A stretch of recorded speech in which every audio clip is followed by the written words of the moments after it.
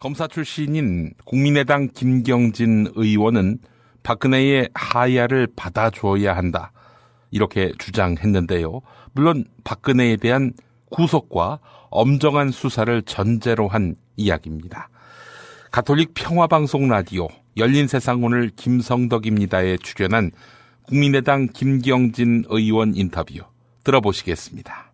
오늘 어쨌든 헌재 불출석하면서 이제 마지막 남은 카드가 박근혜 대통령이 전격 하야할 것 아니냐, 선고 이전에 그런 얘기들이 나오고 있는데, 네. 이게 가능하고 또 그렇게 될 경우에 정치적 사면 협상을 할 거다, 이런 얘기도 있는데 어떻습니까? 그러니까 첫째는 이게 헌법재판이 진행 중에 이게 이 자진 사퇴가 가능하느냐라는 네. 부분에 대해서는 법률상 여러 헌법학자들 사이에서 논란이 있는 것 같아요. 네.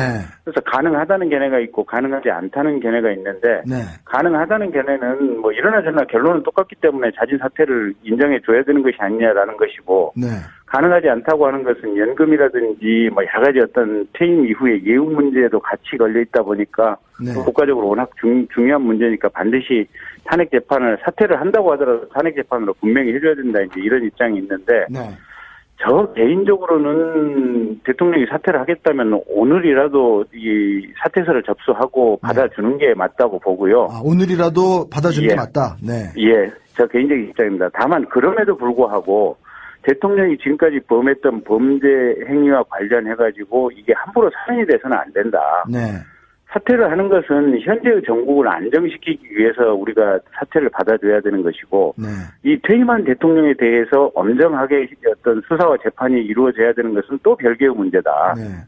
그렇게 저는 생각하고 어제 한국사회여론연구소가 여론조사를 발표했는데 네. 대통령 구속과 불구속에 대한 입장을 물었더니 76.5%가 대통령을 구속시켜야 된다, 이런 여론이에요. 그러니까 그 법 앞에서 모든 사람이 만인이 평등한 거 아니겠습니까? 네. 그런데 안종범 수석이라든지 이재용 씨라든지 특히 안종범 수석, 그다음에 김기춘 비서실장, 조윤선 장관, 이런 분들이 왜 구속이 됐고 왜 그런 범죄를 범했겠습니까? 결국은 네. 대통령의 의중이 실리고 대통령의 지시에 의거해서 그런 범죄를 범한 거 아니겠습니까? 네. 그렇다고 한다면 모든 범죄의 근원과 핵심되는 배후의 어떤 조정자는 이 박근혜 대통령인데, 네. 부하들은 구속이 되고 핵심되는 사람은 구속을 피해간다? 이건 사실 우리 헌법 정신을 또 한 번 농락하는 처사라고 봐야죠. 알겠습니다. 그래서 박근혜 네. 대통령에 대해서는 구속되고 엄정하게 수사 재판이 있고, 네. 대법원 판결까지 끝난 이후에 그 이후에 국민들의 마음이나 여론이 어느 정도로 또 한쪽으로 모아진다면 그때 가서 생각해 볼 수는 있겠지만, 네. 지금 단계에서 그런 논의를 하는 것 자체가 사실은 헌법 정신을 파괴하는 그런 행위라고 보고 있습니다. 알겠습니다. 황교안 대행이 검찰 특검 수사를 이제 연장하지 않게 되면 이제 이게 검찰로 넘어가게 되잖아요, 수사가. 예. 그렇게 되면은 이제 바로 이제 만약에 탄핵을 인용하게 되면은 헌재가 인용하게 되면 바로 대선 국면으로 이제 들어가게 되는데, 이때 이제 검찰이 선거 중립을 우려해서 수사를 자제 혹은 잠정 중단할 것이다, 이런 얘기도 나오고 있어요. 근데 그것도 사실은 납득치는 않습니다. 그러니까 자유한국당 쪽에서 이제 이게 국민들의 선거 표심에 영향을 미치기 때문에 검찰이 수사를 이렇게 중단해야 된다라고 이제 그런 식의 얘기를 계속 하는데, 네. 문제는 수사를 중단하게 되면은 이 선거 기간 2달뿐만 아니라 검찰 이제 새 대통령에 의한 검찰 인사가 예정이 되지 않습니까? 네. 그러면 적어도 4개월 정도는 수사가 중단이 되는데 4개월 동안에 증거 인멸 또 새로운 사실관계 조작이 얼마만큼 있을 것인지 이런 부분이 굉장히 우려되는 상황들이거든요. 네. 그래서 그 자유한국당의 얘기가 전혀 근거가 없다고는 할 수는 없지만, 네. 그럼에도 불구하고 범죄에 대한 수사는 수사고, 네. 또 선거는 선거고 우리 국민들의 수준이 이미 그것을 충분히 구별해서 결정할 만한 능력을 가졌다라고 믿고 가야 될 것 같습니다. 알겠습니다. 그래서 별개로 가는 것이 맞다고 생각합니다. 네. 탄핵 반대 집회, 그리고 친박단체들의 폭력성과 테러 위협이 갈수록 심해지고 있는데요. 이에 대해 경찰 출신인 더불어민주당 표창원 의원은 명백한 현행법 위반으로 수사해야 한다, 이렇게 주장했습니다. 또한 극우 성향의 주장을 방관하면 실제 테러로 이어질 수 있다라고 경고했습니다. TBS 라디오 김어준의 뉴스공장에 출연한 표창원 더불어민주당 의원의 발언 들어보시겠습니다. 저기 예를 들어서 박영수 특검 같은 경우에요. 네네.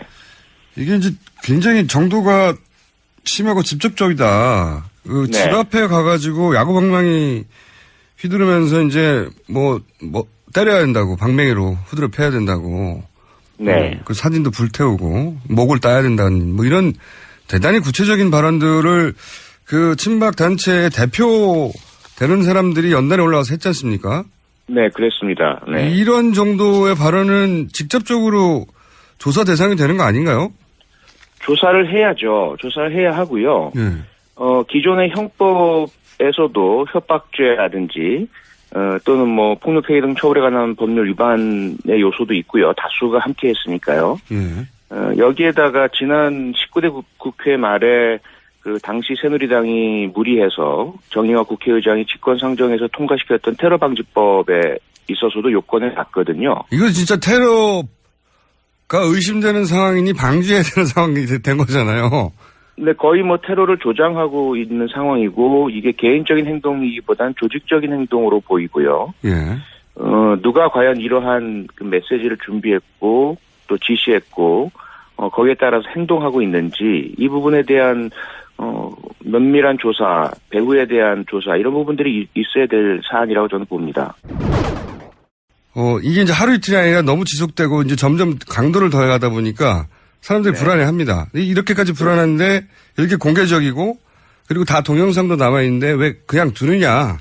그래서 경찰 출신에서 불려 나오신 거예요, 오늘. 네네. 제가 경찰 출신으로서는 사과를 드리겠고요. 국회 안회행위위원으로서는 오늘 이 부분을 추궁하고 문제 제기하고 바로잡을 수 있도록 노력을 하겠습니다. 또 한 가지만 더 말씀드리고 싶은 것은 이게 실질적으로 뭐 미국이나 러시아나 유럽에서도 이런 극우 백색 테러에 대해서 방관을 하다가 미국 같은 경우는 이제 오클라호마 연방청사 폭파라는 엄청난 그 백색 테러가 있었고요. 네. 그리고 노르웨이에서도 잘 아시겠지만 얼마 전에 그 우익 청년이 총을 난사해서 상당한 사상자 나왔던 엄청난 테러 사건이 발생을 했었죠. 최근 발생하는 모든 테러 사건들이 대부분 이런 극우 성향의 초국가주의 주장하는 그런데 이 사람들의 주장을 방관하다가 결국 그런 엄청난 테러로 이어지거든요. 대통령 박근혜에게 미용 시술을 한 제3의 의사가 있다. 이런 의혹이 제기됐습니다. 박근혜는 세월호 참사 직후 피해자들이 수습되는 와중에도 유가족을 면담하는 와중에도 미용 시술을 받은 것으로 보입니다. TBS 라디오 김어준의 뉴스공장에 출연한 시사인 주진우 기자 인터뷰 들어보겠습니다. 그러면 4월 16일에 가장 근접한 날짜에 본인이 시술을 하긴 했다고 인정한 사람은 있습니까? 4월 21일 김영재 원장이 청와대 급히 불려가서 그 시술을 했다고 얘기합니다. 그 시술은 멍을 빼는 시술이었습니다. 4월 21일? 네. 오호. 멍을 빼는 시술을 그때 했다는 건 얼굴에 멍이 든 어떤 시술이 그 이전에 있었다는 얘기잖아요, 그러면. 그렇죠. 주로 멍이 얼굴에 주사를 놓으면 하루 이틀 있다가 이렇게 멍이 커집니다. 사흘까지도 걸리는데 그러니까 하루나 이틀, 사흘 전에 대통령이 얼굴에 주사를 맞은 거죠. 그 주사에 멍이 져서 그 멍을 빼달라고 해서 급히 김영재 원장이 들어가서 히알라제, 그러니까 근육을 풀고 멍을 풀어주는 주사를 처방한 것으로 알고 있습니다. 그러니까 4월 21일 날 자신이 청와대에 들어가서 시술을 했다고 인정을 했는데 그러면 예. 그러면 4월 20일 혹은 4월 19일 정도에 다른 시술이 얼굴에 있었다는 얘기잖아요, 이게 그럼? 네, 그렇습니다. 그러면 4월 19일이나 20일의 시술은 본인이 하지 않았다? 김영재 의원이? 예. 김영재 원장이 그 4월 16일 날 대통령한테 미용 시술을 한 것이 아니냐는 부분 때문에 굉장히 의심받고 있어서, 그리고 특검도 이 점을 의심하고 굉장히 추적했어요. 그런데 박근혜 대통령의 시술을 했을 가능성은 없는 것으로, 거의 낮은 것으로 특검 측에서는 보고 있습니다. 그러니까 4월 16일 날 김영재 원장이 시술을 한 것은 아닌 것으로 특검은 파악하고 있다. 네. 김영재 의원 이야기로는 본인은 4월 21일에 청와대에 들어가서 시술한 적은 있다. 먹을 빼는. 네. 그러면 하루나 이틀 전에 김영재 의원이 아닌 누가 가서 얼굴에 시술을 했다는 건가요? 대통령 주변에 있는 의사들이 그 부분에 대해서는 다 함구하고 있습니다. 그러면 지금 같이 본인도 시술을 했다고 밝힌 사람 중에 또 한 사람이 그 정기양 자문인데. 네, 정기양 교수는 그 정권 초기부터 필러 보톡스를 대통령한테 주기적으로 놨던 사람. 이분도 하루나 이틀 전에 멍이 들게 한 시술을 한 적은 없다고 하고 있고. 그 부분에 대해서는 부인하고 있습니다. 그러면 두 사람 주장을 들어 받아들이면 제3의 미용 시술을 한 의사가 또 존재한다는 건가요? 그분들과 그리고 특검 그리고 관계자들은 제3의 주사를 놓은 사람이 있다고 보고 있습니다. 4월 19일, 20일경이면 이때가 세월호 시신이 처음으로 수습된 날 아닙니까? 4월 19일 날 밤 11시 반경부터 세월호 시신이 수습되기 시작합니다. 그리고 그 다음날 계속해서 세월호에서 많은 시신이 나왔죠. 예. 네, 많은 시신이 수습되기 시작한 때입니다. 시술 하루나 이틀 후에 멍이 나타난다고 했으니까 21일 날 멍석을 풀려고 했다면은 시술은 20일, 19일 혹은 심지어는 18일도 가능한 얘기인데 네. 사고 나고 한 2, 3일 후에 대통령이 미용수술 했다는 거네 이게. 네네 그렇습니다. 21일은 김영재 의원이 직접 확인해준 일자고요. 예. 그 외에 김영재 의원이 세월호 사고 이후에 자신이 시술했다고 인정한 날짜가 있습니까? 5월 중순에 제주에서 골프를 치고 있었는데 김영재 원장이 갑자기 청와대에서 전화가 옵니다. 다시 들어갔더니 대통령 얼굴에 멍이 들어서 또 멍을 빼달라고 했다고 합니다. 그때가 실종자 그리고 유가족들 세월호 학부모들과 대통령의 그 청와대 만남 청와대 만남이 있던 직후였다고 합니다. 그때도 가서 얼굴에 멍을 빼는 주사를 놨습니다. 김영재 원장이.